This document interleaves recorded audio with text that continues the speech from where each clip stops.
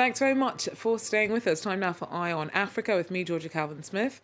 Tonight, opposition voices in South Africa and international critics of the Kremlin slammed Pretoria's welcoming of the Russian foreign minister at a meeting that his counterpart describes as wonderful. Also, the UN, Amnesty International and EU call for a prompt and impartial investigation into the killing of an assassinated human rights lawyer in Eswatini. Thulani Maseko was a prominent critic of the king and his monarchy. Burkina Faso wants to end a military agreement that allows France to keep its troops to fight insurgents on its territory. It wants troops of the former colonial power out in under a month.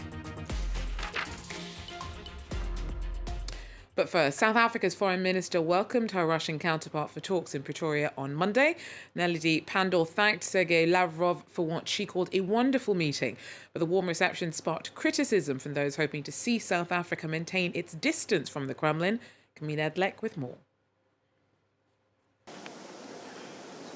After months of refusing to condemn the war in Ukraine, South Africa went a step further on Monday, with the foreign minister describing Russia as a friend. Nelly Pandor said the two countries wanted to strengthen ties, and she hit back at international pressure to isolate Moscow. We believe we should have the right to decide who we relate to and on what basis.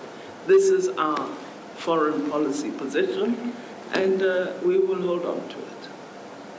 Her comments came after a meeting with Russian Foreign Minister Sergei Lavrov, who was visiting Pretoria. His trip drew the ire of Ukrainians in South Africa who fear the government's growing closeness with Moscow. Last week, South Africa announced 10 days of joint military exercises with Russia, slated to begin on the 17th of February. We really suffering big losses, and Ukraine, which were feeding South Africa and many other African countries, supplying grain. And actually, today we cannot do it because our country is at war, and South Africa is making friendly kind of arrangements with Russia, which basically invaded our country. Lavrov isn't the only one touring Africa. US Treasury Secretary Janet Yellen was in Zambia on Monday and is expected to arrive in Pretoria on Tuesday night. Like the Kremlin, the White House is also hoping to build closer links with the continent. There's been international outcry about the assassination of the leader of Eswatini's pro-democracy movement. Human rights lawyer Thulani Maseko was shot through the window of his home on Saturday night. Amnesty International believes his killings linked to his defense of human rights, the last absolute monarchy in Africa. He was an outspoken critic of the regime and in 2021 told France 24 that he feared for the safety of opponents of the government. I'm not worried for myself. I'm worried for those people who in the middle of the night, the government sends the army and the police to torture. For myself, I think I'm covered towards, maybe I'm one of those people, who are in the leadership. And I think the strategy of the government now is not to target overtly those people who are in the leadership, but to instill more fear on those people who have accepted the call for change. So I'm not worried for myself. Eswatini has fiercely denied any connection to Maseko's death. Nadine Thurant tells us more.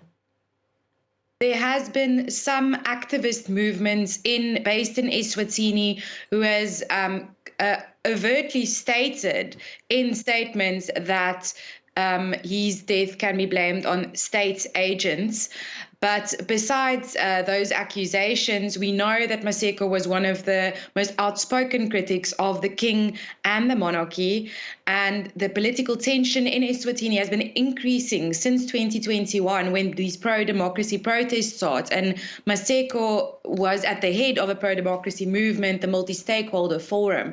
Not only that, he had a court challenge against the king for changing the country's name, and he had been imprisoned before for criticizing the government. So although he didn't believe that he would be a target of the government, he certainly was an enemy of the king. And the king, a few hours before Maseko was killed, the king Mswati warned those calling for democracy that mercenaries would deal with them. So that statement made by the king in his speech got a lot of people thinking that Maseko maybe was one of the first people that the king sent his mercenaries to deal with. But of course, the government is denying it, and they said that the investigation will be transparent.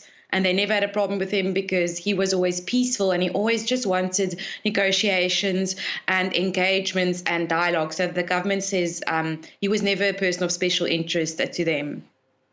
We heard him express a little earlier on there his own concerns about his country. Just why is the question of human rights in Eswatini such a touchy subject? Well, the fact that the country is in a dictatorship because of its monarchy makes human rights hard to enforce. And King Mswati's government has been accused of using excessive force and the threats of violence against any opposition or pro-democracy activists or any critics, like Maseko was jailed for being a critic. And the king's military has been cracking down on all the protesters and the pro-democracy movement. Dozens of people have been killed since 2021 and hundreds have been injured. We don't even know how many. And all Maseko really wanted was an inclusive national dialogue, which hasn't even happened. President Cyril Ramaphosa convinced Mswati to just have an inclusive dialogue in 2021, and that hasn't even happened. The Amnesty International has said that Maseko's death follows a spate of attacks on opposition leaders and pro-democracy activists. Maseko was representing 2 members of parliament who were imprisoned for terrorism just because they supported democracy. So besides that, the country also has other human rights problems. They don't have good, strong women's rights. LGBTQ people don't have any rights, and there's impunity for security forces. And this is all because there's no democracy, and the king has the absolute last word in everything in that country. Colleagues of a murdered journalist in Cameroon paid tribute to him in Yaoundé on Monday. 51-year-old Martinez Zogo disappeared last week before his mutilated remains turned up 5 days later. Caroline Lamboulé has more. Paying their last respects, Cameroonian journalist Martinez Zogo's colleagues and loved ones came together on Monday at the radio station where he used to work. His mutilated body was found on Sunday just outside the capital, Yaoundé. In the crowd, Célestin Tomo. He'd worked with Martinez Zogo on his show Embouteillage for 5 years. We feel distraught. We feel hopeless. What they've done to him is inhumane. He'd tried to reach the Cameroonian people. He'd criticize the things that are going wrong. He'd say the truth without any covering up. We don't know if it's because of that truth that he's gone, that he was killed.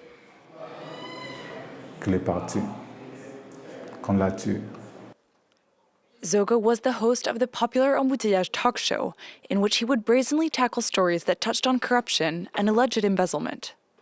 On Tuesday, he was abducted by unidentified men as he was heading home. Zogo's death has sparked an outcry. It was the top story across all Cameroonian newspapers on Monday morning. The authorities have said that an investigation was underway, and on Monday, the Association of Editors met with the Minister of Communications.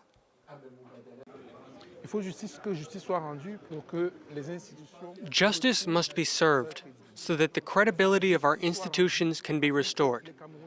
Justice must be served so that Cameroonians may be reassured that their institutions are still standing.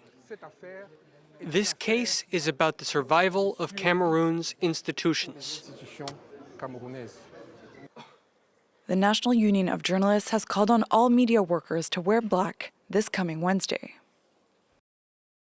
Burkina Faso has confirmed that it wants French forces fighting insurgents in the country to withdraw within a month.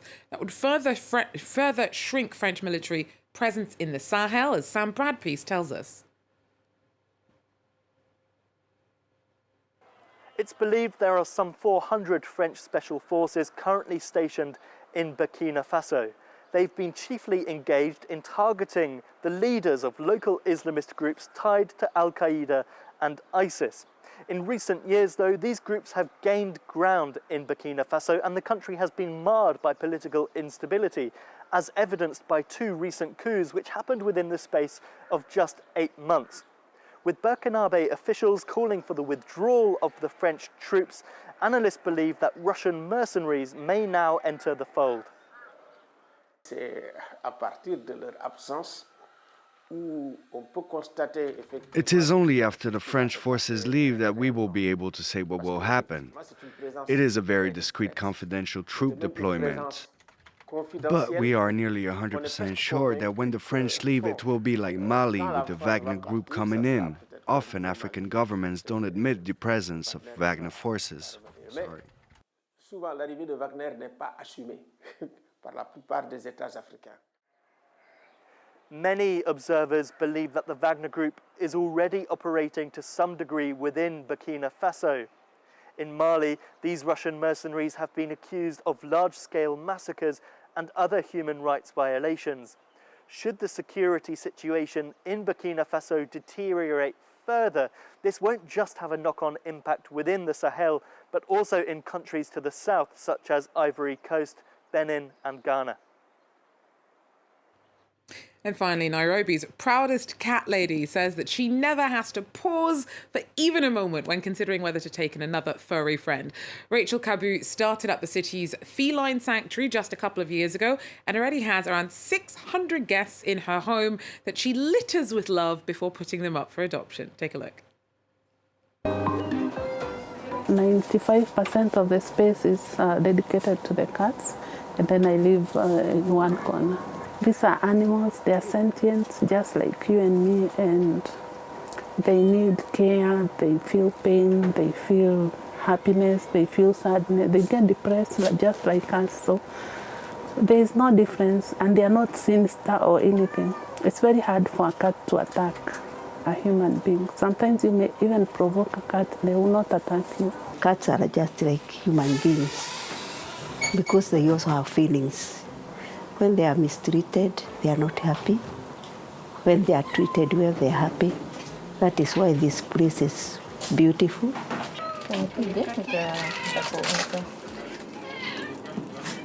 Story that prompts both horror and joy here at France 24. Well, that's it for Eye on Africa. Join us again if you can. Take care.